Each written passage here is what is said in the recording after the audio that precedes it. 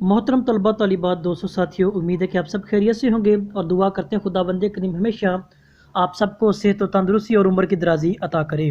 तो आज आप लोगों के सवालात की रोशनी में हम अल्लामा इकबाल की जो बाले जबरील में दर्जशुदा नज़म साकी नामा है उसके बारे में थोड़ा सा जानेंगे। उसके बारे में देखेंगे कि बुनियादी तौर पर शायर का नुक्ता नज़र या फ़लसफ़ा हमारी ज़िंदगी की अहमियत और कुदरत के राज़ों को जानने में किस तरह रहनुमाई करता है।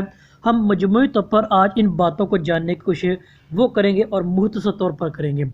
अगर इस नज़म पर बात करें साकी नामा की, तो इसके तकरीबन 7 बंद हैं। हम इन 7 को अलग अलग देखेंगे, लेकिन आज हम सिर्फ पहले बंद पे बात करेंगे। अगर पहले बंद का बुनियादी मरकज़ या नुक्ता नज़र को देखें तो उसका ज़िंदगी और ज़िंदगी की अहमियत पर मबनी बात वो मिलती है।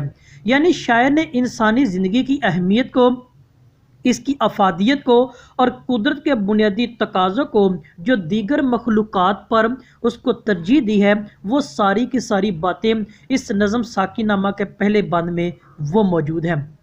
अगर शायर के नुक्ता नज़र को देखें तो ये कहता है कि ये एक नदी की तरह है जो हमेशा रवा दवा रहती है, जो रुकने का नाम नहीं लेती है। इसका इर्तकाई रंग देखें, वो हमारी नज़रों से ओझल मगर इसकी इंतहा हमें दिखाई नहीं देती है।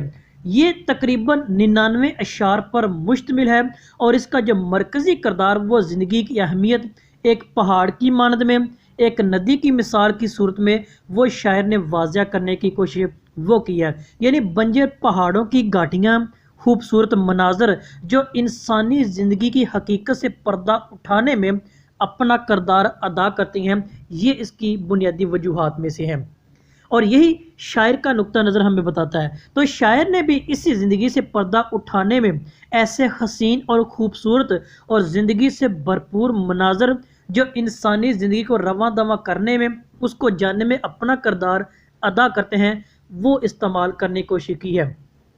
अगर इस बंद के पहले ही शेर पर गौर करें तो हमें शायर का नुक्ता नज़र वो वाज़िया होता है। तो शायर लिखता है कि हुआ हैमजन कारवां बहार, हवा हैमजन कारवां बहार, आराम बन गया दामने कोहसार। दूसरे शेर को देख कहता है गुलो नरगस सोसन नस्तरम शहीद अजल लाला होने कफन। तो इस ज़िंदगी की बात को देखें, इस ज़िंदगी के पस मंज़र को देखा तो कहता है कि इसके ज़रिए कदम कदम पर ज़िंदगी उम्दा नमूना और दर्स मिलता है। यानी जो कोहस्तान में ज़िंदा रहने का चाल चलन बताता है, इंसान को आगे बढ़ने में, इंसान को हकीकत से पर्दा चाक करने में अपना किरदार वो अदा करते मालूम होते हैं। यानी ज़िंदगी के रवां-दवा होने का अक्स वो नुमाया करता है।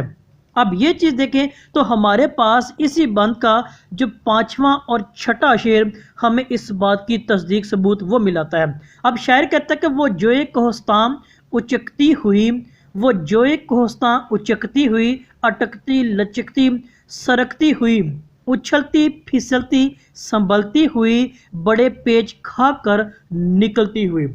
इन दोनों अशार में देखें तो ज़िंदगी के नशीबो फ़राज की वो बात करता है। इसके नशीबो फ़राज से वो आगाह करता है और साथ ही साथ ज़िंदगी का दूसरा रुख भी दिखाया कि ये गुनगुनाती हुई, ये लहराती हुई, ये बल खाती हुई नदी जो संगलाख वादियों में से गुजरती है, ज़िंदगी के आसार को नुमाया करती है, ज़िंदगी के आसार को बिखेरती नज़र आती है। यानी अगर रुकावट आ जाए तो उसको भी ये नज़रअंदाज करके आगे बढ़ने की वो कोशिश करती है।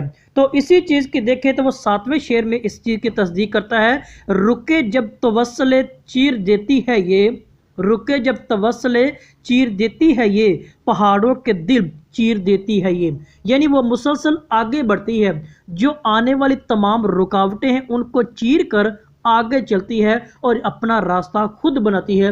यही इंसानी ज़िंदगी का बुनियादी मरकज़ और महवर भी है। यानी पहाड़ों को चीर कर रख देती है।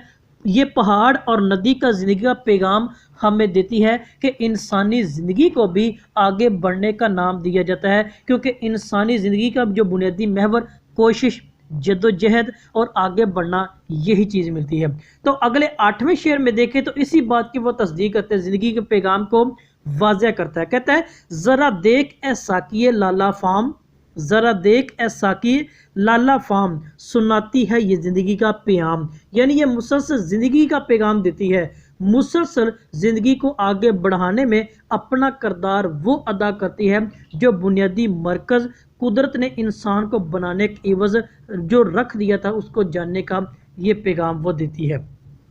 तो इसलिए ये हमें बार बार बताती है। तो हमें इस बात को आज सोचने की ज़रूरत है और इकबाल का बुनियादी नुक्ता नज़र और फ़लसफ़ा भी यही है कि ज़िंदगी और इसकी अहमियत को जाना जाए, इसके पस पर्दा जो चीज़ है उसको वाज़िया किया जाए और कुदरत के करीब लाने का या कुदरत के करीब जाने का एक उम्दा सबक वो भी हमारे पास मौजूद है।